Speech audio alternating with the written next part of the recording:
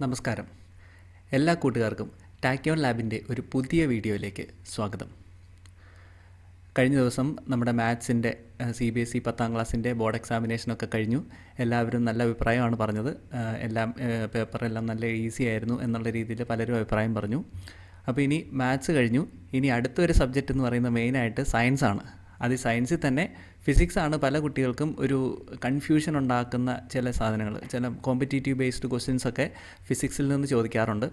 അപ്പോൾ നമ്മളിന്ന് ഈ വീഡിയോ വഴി ഫിസിക്സിൻ്റെ കുറച്ച് ക്വസ്റ്റ്യൻസാണ് ഡിസ്കസ് ചെയ്യാനായിട്ട് പോകുന്നത്. അതായത് പ്രീവിയസ് ഇയർ ക്വസ്റ്റ്യൻ നമ്മൾ ചില ക്വസ്റ്റ്യൻസ് കൺഫ്യൂസിംഗ് ആയിട്ട് വരാറുണ്ട്. അപ്പോൾ അതുപോലെയുള്ള കുറച്ച് ക്വസ്റ്റ്യൻസ് നമ്മൾ പല വീഡിയോസായിട്ട് ഇങ്ങനെ ചെയ്യാം. എല്ലാവരുടെയും സപ്പോർട്ട് പ്രതീക്ഷിക്കുന്നു. അപ്പോൾ നമുക്ക് ഒട്ടും സമയം കളയാതെ നേരെ വീഡിയോയിലേക്ക് കിടക്കാം.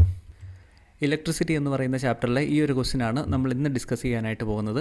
അപ്പോൾ എല്ലാവരും ഈ ക്വസ്റ്റ്യൻ ഒന്ന് വായിച്ച് നോക്കുക. A wire of resistance 5 ohm is stretched to double its length. The resistivity of the wire, option A, becomes 4 times, option B becomes 2 times, option C becomes 1/4 and option D remains the same. അപ്പോൾ ഈ video നിങ്ങളെല്ലാവരും ഒന്ന് pose ചെയ്തിട്ട് നിങ്ങളൊന്ന് ആലോചിച്ച് നോക്കുക എന്തായിരിക്കും ഇതിൻ്റെ ആൻസർ എന്ന്. ഓക്കെ, നിങ്ങളെല്ലാവരും സ്വയം ഇതൊന്ന് ട്രൈ ചെയ്തിട്ടുണ്ടാവുമെന്ന് വിചാരിക്കുന്നു. ആദ്യം തന്നെ ഈ ക്വസ്റ്റ്യൻ്റെ മീനിങ് ഞാനൊന്ന് എക്സ്പ്ലെയിൻ ചെയ്യാം. ഇവിടെ ശ്രദ്ധിക്കുക. A wire of resistance 5 ohm എന്താണ് തന്നിരിക്കുന്നത്? ഒരു വയറിൻ്റെ മെയിൻലി ഒരു വയർ എന്ന് നമ്മൾ പറയുമ്പോൾ എന്തായിരിക്കും ആ വയറിൻ്റെ ഷേപ്പ്? വയറിൻ്റെ ഷേപ്പ് എന്ന് പറയുന്നത് ഒരു സിലിണ്ട്രിക്കൽ ഷേപ്പ് ആയിരിക്കും അല്ലേ? ഒരു വയർ എന്ന് പറയുന്നത് ഓൾമോസ്റ്റ് ഒരു സിലിണ്ട്രിക്കൽ ഷേപ്പ് ആയിരിക്കും. സിലിണ്ട്രിക്കൽ ഷേപ്ഡ് വയറാണ്. അപ്പോൾ എന്താണ് പറഞ്ഞിരിക്കുന്നത്? ഈ വയറിന് ഒരു ലെങ്ത് ഉണ്ട്. അതിൻ്റെ ലെങ്ത് നമുക്ക് L എന്ന് തൽക്കാലം ഇമാജിൻ ചെയ്യാം. അതുപോലെ തന്നെ ഇതിനൊരു തിക്നെസ് ഉണ്ട്. തിക്നെസ് എന്ന് പറയുന്നത് നമുക്ക് ഏരിയ ഓഫ് ക്രോസ് സെക്ഷൻ എന്നും പറഞ്ഞുകൊണ്ട് നമുക്ക് ഡിനോട്ട് ചെയ്യാം. ഇനി എന്താണ് ഇതിനകത്ത് പറഞ്ഞിരിക്കുന്നത്? ഈ ഒരു വയറെന്ന് പറയുന്നത് നമ്മൾ സ്ട്രെച്ച് ചെയ്തിട്ട് അതിൻ്റെ ലെങ്ത്ത് ട്വൈസ് ആക്കുകയാണ്. അതായത് വലിച്ച് നീട്ടുകയാണ്. അതായത് double of its original length. അതാണ് നമ്മൾ ഇതിനകത്ത് ചെയ്യുന്നത്. അപ്പോൾ നിങ്ങൾ ഇതിനകത്തൊന്ന് ഇമാജിൻ ചെയ്യുക. അപ്പോൾ ഈ ഒരു വയറെന്ന് പറയുന്നത് നമ്മൾ വലിച്ച് നീട്ടി ഒരു 2 times അതിൻ്റെ ലെങ്ത്ത് എന്നുള്ള രീതിയിൽ ആക്കുകയാണ്.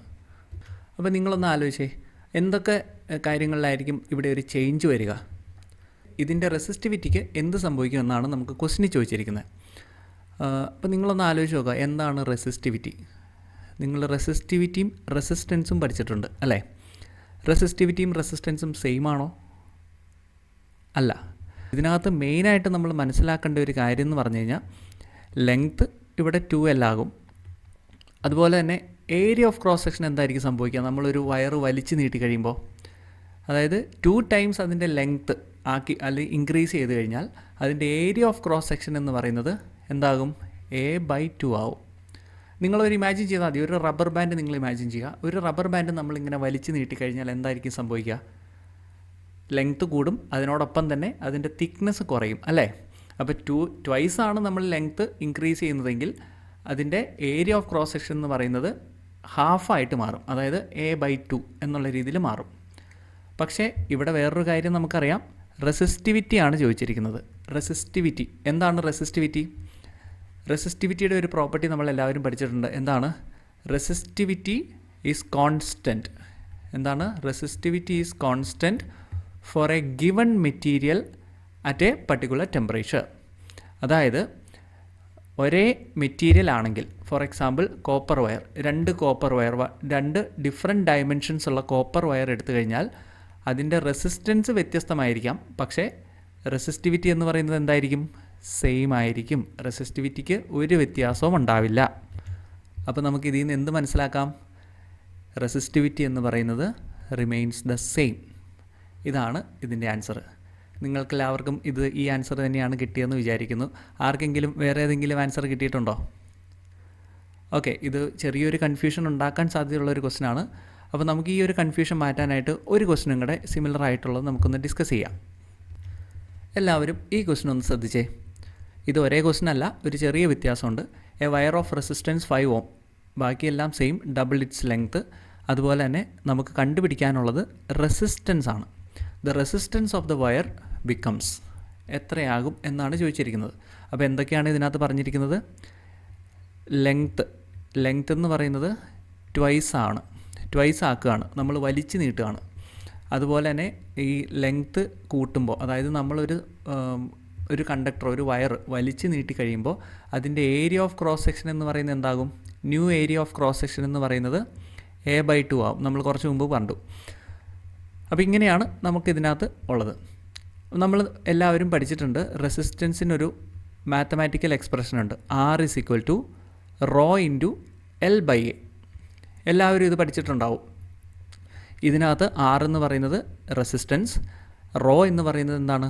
Resistivity, length and area of cross section. ഇത്രയും കാര്യങ്ങളാണ്.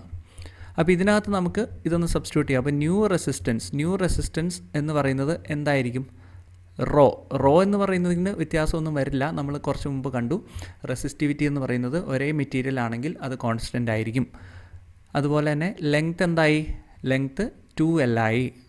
അതുപോലെ തന്നെ ഏരിയയ്ക്ക് എന്ത് സംഭവിച്ചു? Area of cross section A/2 ആയി. അപ്പോൾ ഇതിനെ നമുക്ക് എങ്ങനെ എഴുതാം? ഇതിനെ നമുക്കൊന്ന് സോൾവ് ചെയ്ത് കഴിഞ്ഞാൽ ഈ 2 എന്ന് പറയുന്നത് ന്യൂമറേറ്ററിലേക്ക് പോകും. അപ്പോൾ നമുക്ക് എങ്ങനെ എഴുതാം? 2 × 2 എന്ന് വരും. അപ്പോൾ 4 ρ × L/A എന്നുള്ള രീതിയിൽ വരും അല്ലേ? അപ്പോൾ നമുക്ക് എന്തെഴുതാം? ന്യൂ റെസിസ്റ്റൻസ് = 4 ടൈംസ് എന്താണ് ഈ ρ × L/A എന്ന് പറഞ്ഞാൽ? റോ ഇൻറ്റു L/A എന്ന് പറഞ്ഞാൽ മറ്റൊന്നുമല്ല, നമ്മൾ പഴയ റെസിസ്റ്റൻസ് ആണ്, നമ്മുടെ ഓൾഡ് റെസിസ്റ്റൻസ്. അപ്പോൾ നമുക്ക് എന്തെഴുതാം? R' = 4R. എന്താണ് അതിൻ്റെ അർത്ഥം? പുതിയ റെസിസ്റ്റൻസ് എന്ന് പറയുന്നത് പഴയ റെസിസ്റ്റൻസിൻ്റെ 4 ടൈംസ് ആണ്. അപ്പോൾ എന്താണ് ഇതിൻ്റെ ആൻസർ? എ ആണ് ഇതിൻ്റെ ആൻസർ.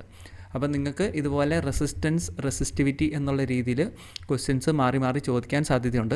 അപ്പോൾ ക്വസ്റ്റ്യൻ നന്നായിട്ട് വായിച്ച് നോക്കുക. റെസിസ്റ്റൻസ് ആണോ റെസിസ്റ്റിവിറ്റി ആണോ ക്വസ്റ്റ്യന് ചോദിച്ചിരിക്കുന്നതെന്ന് മനസ്സിലാക്കിയതിന് ശേഷം മാത്രം ഇതുപോലെയുള്ള ക്വസ്റ്റ്യൻസിന് ആൻസർ ചെയ്യുക.